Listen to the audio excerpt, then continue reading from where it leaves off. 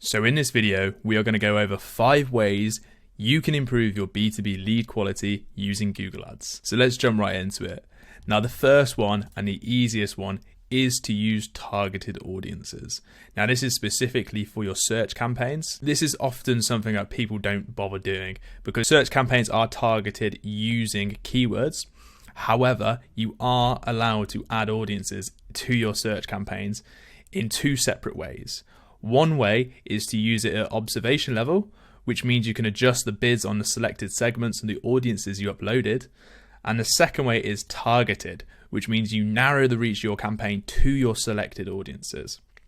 Now, when I use a B2B client, typically this is what I do. So we have a demo account here, and within your campaign here, I'm just going to shrink my face.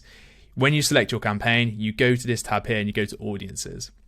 Now this top bit here is called audience segments. And if you haven't already added your audiences, it will say add audience segments. So first of all, do that, add in your audiences and make sure to use keywords related to your business. Typically good ones to use are like business professionals, business travelers, and so on and so forth. But let's just go into it here. So I typically just do it to the campaign level because I don't need to be so segmented with these audiences really. They're not the most niche, they're quite general and broad, but they are good to use anyway. So typically what I would start with is literally by typing in business. Depending on what your client is, I always start by adding in business, and you can go through these and add in some of them. I have some examples here. So business professionals, technology, cloud service, power users, business travelers. And what I recommend you to do is always to start with observation with a brand new search campaign.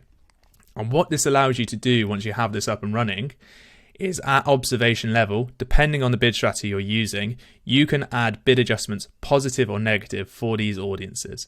So similar to how you can do positive or negative for device, you can do this for audiences too. And what you can do is say if business professionals was performing really well, I'll add a 20% bid adjustments. But business travelers wasn't doing too well, I can reduce it by 20%. So my strategy is I typically run this for a decent amount of time first. Obviously depends on spend, but typically you want to run it for at least 4 weeks to generate enough data to validate these audiences.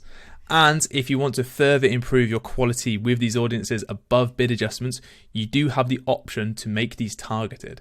So if we just go back here, what I can do, say a month down the line, and I'm thinking, okay, I want to up the lead quality here, I can now put it to targeted audiences now.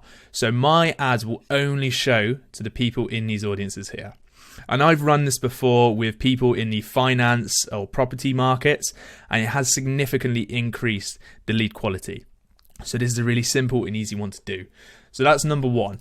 Number 2, number 3, number 4, all line into what we call offline conversions. Okay, offline conversions are really important with lead generation because what this does, it means we're not going to be optimizing just for a lead. Typically when you become a lead, you're filling in an inquiry form, and that's when the journey ends with Google Ads. However, with offline conversions, that's not the case.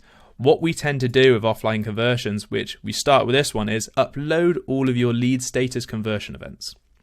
Now, if you're using a CRM like HubSpot or Salesforce, they are integrated with Google Ads, and it makes this very easy to do. So I can upload my lead, my MQL, my SQL, my opportunity, and my customer to Google Ads. So now we're not just going to be optimizing for lead, we're going to be optimizing for MQL, SQL, opportunity, and customer. So we have 5 potential conversions for just one lead. Okay, so if one person came into a lead, they then turn to an MQL, based on the criteria, they then turn to an SQL, then turn to an opportunity and to a customer. They go through these life cycle events. So we can upload all of these to Google Ads. And then the next important thing is to assign a value to each of these lead statuses.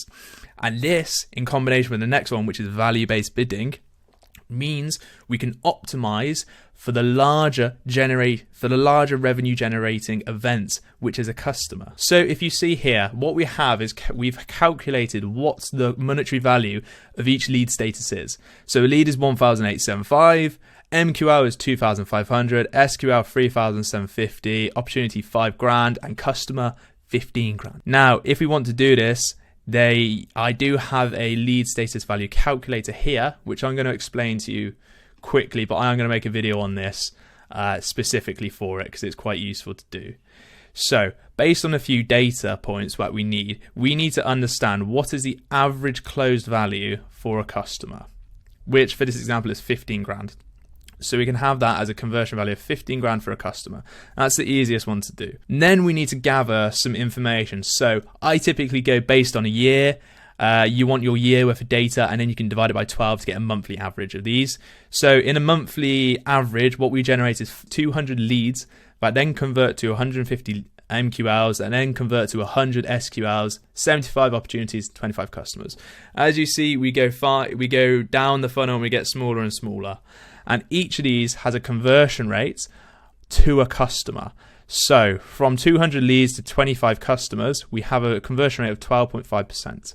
So that's why we assign this value, which is just based off this. It's just based off the conversion rates of 1,875. And then we go further down, it's all based on conversion rates. So I'm only going to gloss over that because this one takes a bit more time to explain, but we can assign value to our lead status here. And then this is the next step in terms of making it offline conversions. And where it's all wrapped together is the final one, which is value-based bidding. Now we have uploaded all of our lead status events and we've assigned values to those lead statuses. We can use a different bidding strategy than you're probably used to. You're probably used to using max conversions target CPA, which is a valid bidding strategy to use, but it doesn't help you optimize for customers. It helps you optimize for leads and a sustainable price for a lead. But that doesn't generally mean that the quality of that lead is going to be better because of that. However, if you assign monetary value to each lead status, each conversion event in Google Ads, and you use a bidding strategy like maximize conversion value, target ROAS, you can transform your Google Ads accounts to optimize for conversion value. And as we said previously, the biggest or the largest conversion value is a customer at 15 grand. So we can tweak our target ROAS to be like, we want you to go for a customer rather than a lead, because we can generate a lot more conversion value from this person. Okay, so from doing that, we are basically tailoring the algorithm to optimize for customers rather than leads. And that's how you improve your lead quality. That's that one wrapped up. This, I could go on and on for this one. It's quite a complicated one, and I will do the video on lead status calculator because this is a really useful thing to use. But that's that for offline conversions. And then the final tip I have is to use a PMax campaign, a middle of funnel PMax campaign, middle of funnel, bottom of funnel PMax campaign. Okay, and what this is I've actually done a video on lead gen PMax structure.